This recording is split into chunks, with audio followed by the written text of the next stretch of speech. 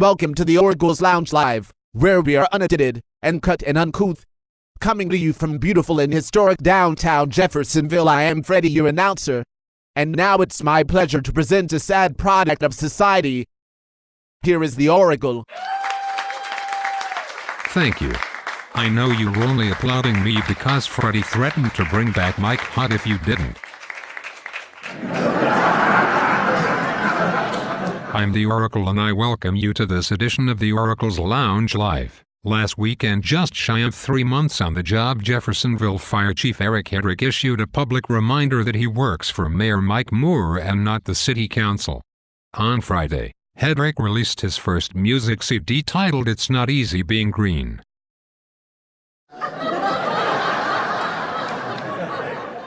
We didn't do a top 5 list last week, but we were doing one tonight. Yes.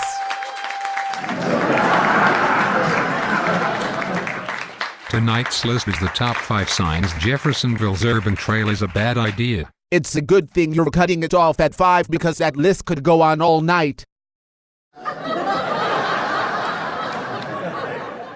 Number 5. The leaders of Clarksville, New Albany and Louisville called a press conference to respond to the plan, and all they did was point and laugh.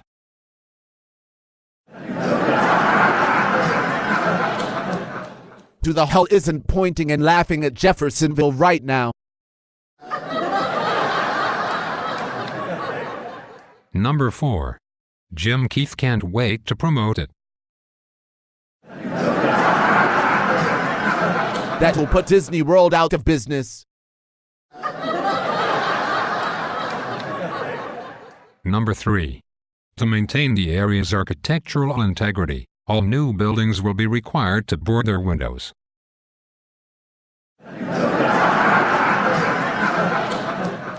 That's great.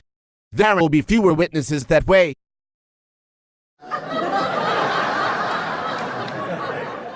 Number 2. Change orders for the path's surface and route have already been submitted. Now visitors who come across the Big 4 Bridge will be able to follow the yellow brick road straight to our mental midgets at City Hall.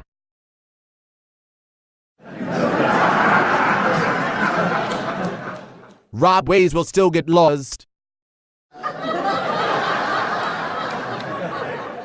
And the number 1 sign Jeffersonville's urban trail is a bad idea. City Pride is refusing to plant anything alongside the path because they don't want the mayor to deflower it.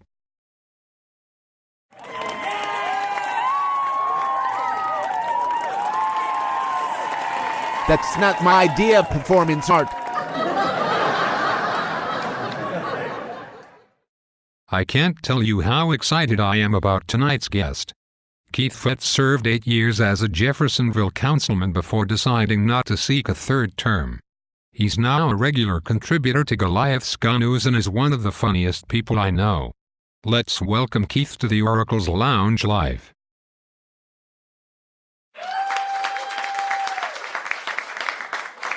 Keith, welcome to the show. Thanks, Oracle. It's great to be here. Keith, what made you decide not to seek a 3rd term? We did some good things in 8 years. When I left the council, the city was stronger financially than it had ever been, and we had some great projects lined up to make Jeffersonville better. But I didn't want to be one of those people who was just hanging around because he could. I had my opportunity to contribute, and it was time to move on, to give someone else a chance to improve the city.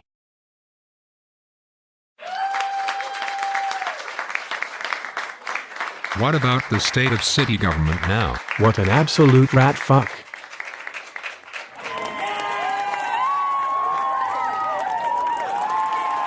You've got 9 people on the council who want to move Jeffersonville forward, and an administration hanging its hat on its ego, and a failed retread that the public has already rejected twice, and who couldn't tell the difference between his ass and a hole in the ground if you drew him a picture. 2 of our councilmen are even younger than you were when you took office. Share your thoughts on Zach Payne, who holds the seat you held for 8 years, and Matt Owen. There's always a learning curve with something like this. But these guys are questioning things and aren't just accepting what's presented to them. Give it a few months and I'm sure they'll be on the mayor's shit list with Connie Sellers and Ed Zastavny.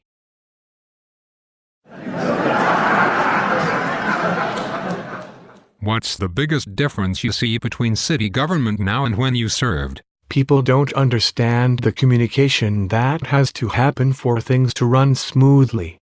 During the past 4 years when Galligan was mayor, we never had any blow-ups and he never vetoed anything the council passed. If he had an idea about something, he'd call us and ask for our input. If we had ideas about things, we'd call him and talk about it.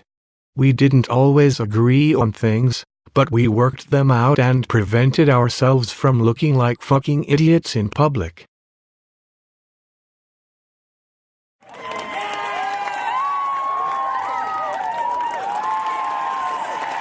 But it's a lot funnier now.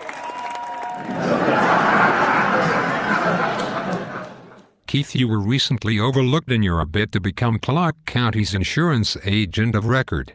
Would you care to tell us about that? You know, John Perkins and I have been friends for a long time and we still are. But that was a world-class rat fuck. I do want to say this, though. John, if you ever do that to me again, at least have the decency to kiss me first.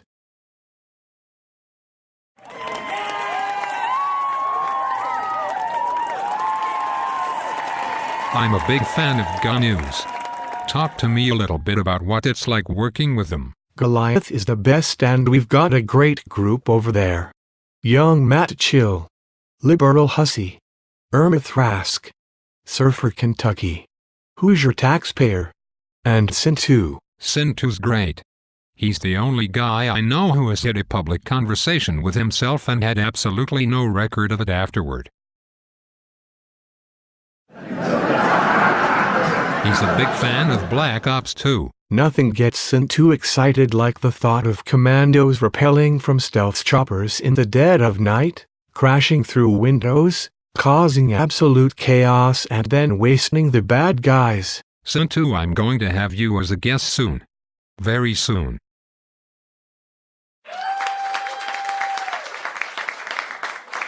That will be absolute pandemonium. Tell us what the future holds for Keith Fetz. Will you ever seek public office again? If the right non-rat-fucked opportunity came along, I might. It's getting harder to govern. People complain about taxes and say they want smaller government, yet when something goes wrong they expect government to be there with unlimited resources and fix it. We need to quit being so damned schizophrenic and accept that we have to pay for the level of service we want.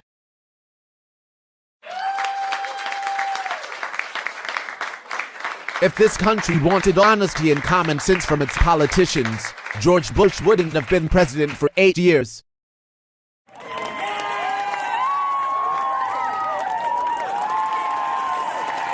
No shit. And that's our show for this evening.